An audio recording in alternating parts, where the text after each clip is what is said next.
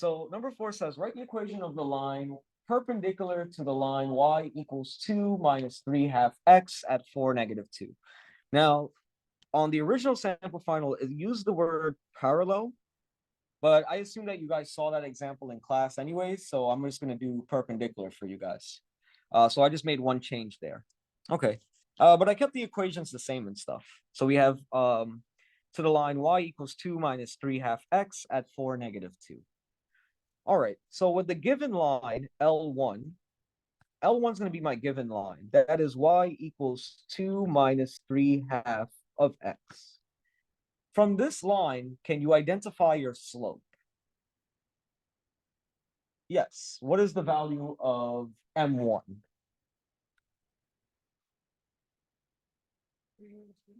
Careful. It will be negative. There you go. Negative 3 over 2. So M1 is equal to negative 3 half. That will be the slope of line 1. Now, line 2 is perpendicular. So this is the backward or upside down T is the notation for perpendicular. Is perpendicular to line 1. And if that's the case, we say that their slopes are negative reciprocals of each other. So if M1 is equal to negative 2/3, then M2 must be equal to positive 2/3, right? Because M1 is already negative. If I negate it with another negative sign, two negatives make a positive. And then you just take the reciprocal or flip of the fraction. So the flip of 3 half is 2/3. So M2 is 2/3. All right, so now using M2 equals 2/3 and the point 4, negative 2, we could write the equation in point slope form.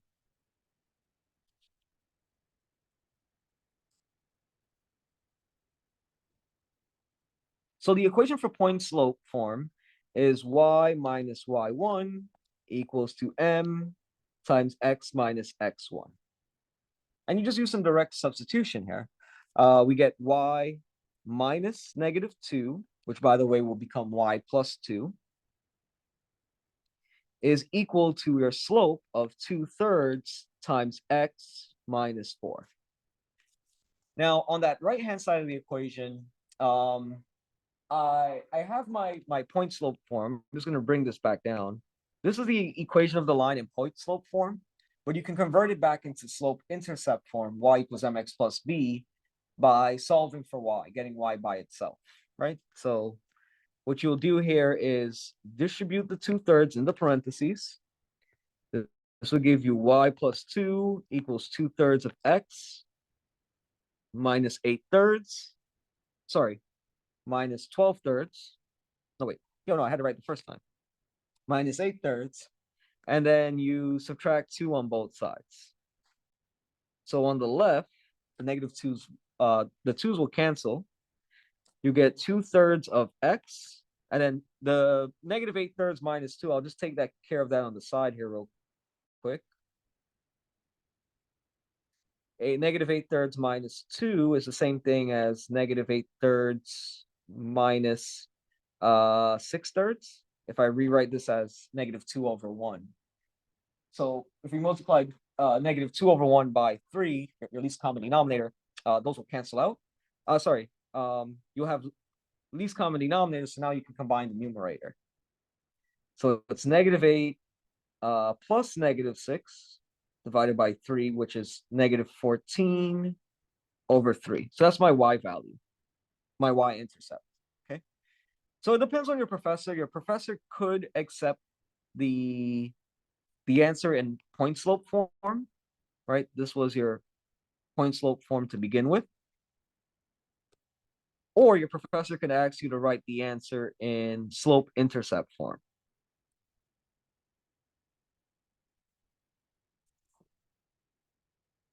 Sometimes your professor probably wants you to do both, okay? Huh?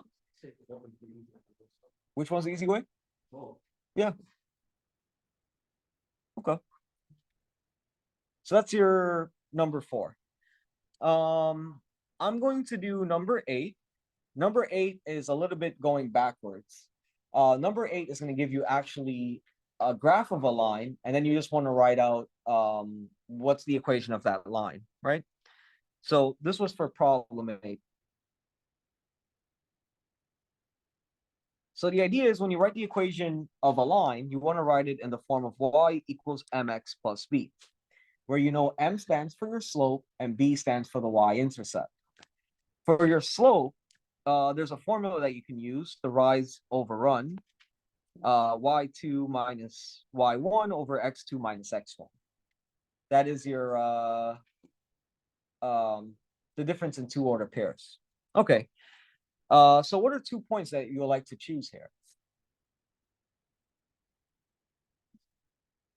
from this graph? I could zoom in. What are 2 points that you would like to choose? Okay. So be careful. It's not 0, 3. It's 3, 0. Remember, you read it as the x coordinate first, right? So if you chose this point on the graph, that will be 3, 0, right? So this axis should have read as the x-axis. This would have been the y-axis. So it's 3, 0. It's all good. So you chose the x-intercept. Very good. Do you have a y-intercept here? Yeah, we do. What is the y-intercept? So as a order pair, you could write it as 0, -15. So automatically, this is the value of b. This -15 is your b value. So I know that I could just substitute that into the formula anytime I'm ready to. All I need to do is just figure out what's my slope. So you could have labeled your points. You could have called this x1, y1. You could have called this x2, y2. And then you could solve, right? So you have -15 minus 0 over 0 minus 3. That's -15 over -3, which is +5. So since m is equal to 5, b is equal to -15, the equation of the line should read as y equals 5x minus 15. And that's it. That's number 8. Okay. So that was the second problem on lines. And there's a third problem on lines, but it's part of the piecewise functions. Okay. So let me just do that example as well.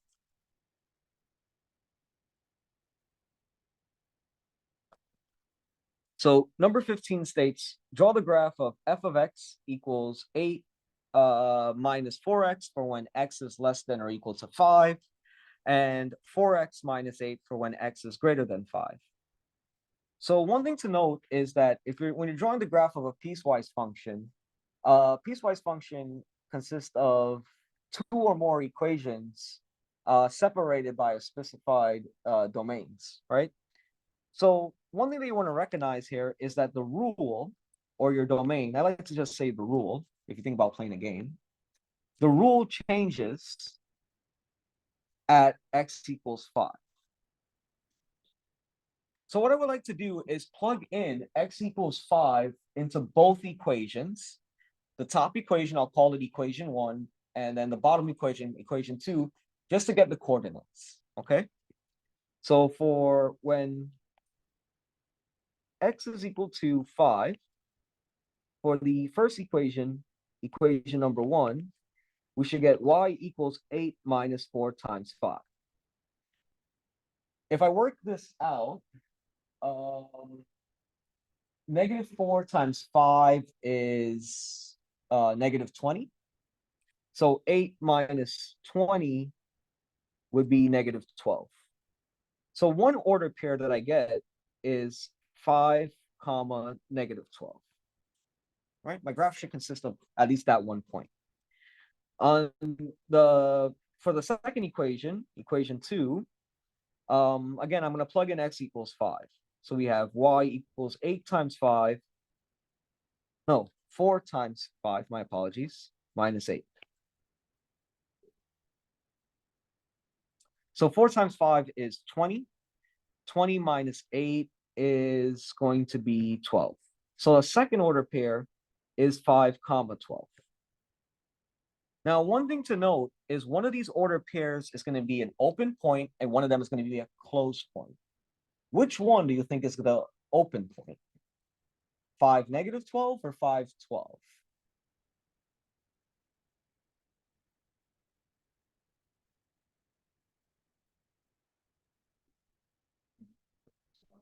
Yeah, 5 12 is going to be the open point because if you look at the second equation, 4x minus 8 is only true for when x is strictly greater than 5. It doesn't include 5. So this point has to be open. The other point has to be closed. Remember the definition for a function states that, so this now I'm getting into functions here. You can't have 2 or more y values for one x value, right? One input to 2 or more outputs is no good, no bueno. With that being said, you need one point to be open, one to be closed. The one that's closed is the one that always contains from the domain part, at least, in the piecewise function, the one that contains the equality symbol, like less than or equal to, okay? All right, so now we can begin plotting this. And then I'm going to use the properties of equations 1 and 2, since they're lines, to make my graph. All right, so here's the origin. 1, 2, 3, 4, 5, 6, 7. Okay, I'll stop there. For the y-axis, I'm just going to go up by 4s. So 4, 8, 12, 16. Down here, we should get -4, -8, -12, -16. All right. So equation 1, again, was defined as y equals 8 minus 4x. All right. So for this line, right, this equation number 1, this is again true for when x is less than or equal to 5. But more importantly, there's 2 things that you should recognize.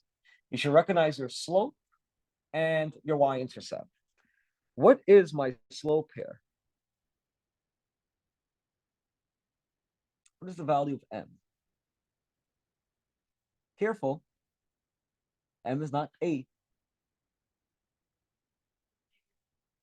M has to be -4, right? The equation when it's in y equals mx plus b, m is all your slope is always the coefficient, the numerical value that's in front of the x. So the numerical value that's in front of our x here is the -4. Okay. Now, since that's my m, I know that the line should be decreasing. The b would be equal to 8. That's our y-intercept. So I can plot my y-intercept. That would be 0, 8. What I forgot to do was plot the other 2 points. We should have had 5, -12. My bad. And we should have had 5, 12 where it was open. I forgot to plot them earlier, but I plotted them now. So since I know that from when x is less than or equal to 5, from left to right, the graph of the line should be decreasing. So if I start all the way in the top here somewhere, I go through that y-intercept, and I'm stopping at 5, -12. Oops, my bad. I just got to move this. Will it move? There we go.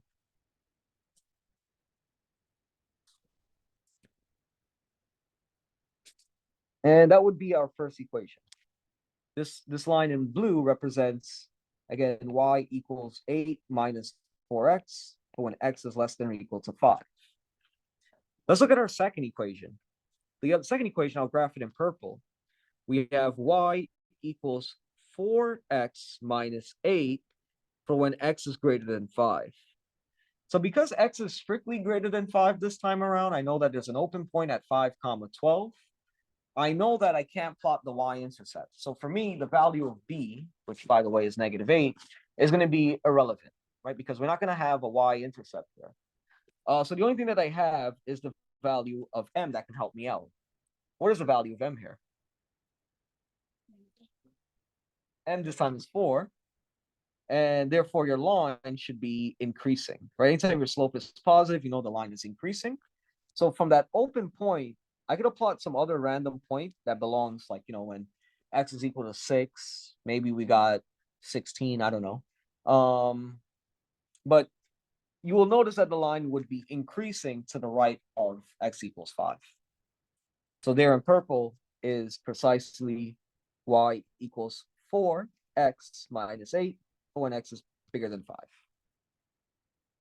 And that's how you do number 15.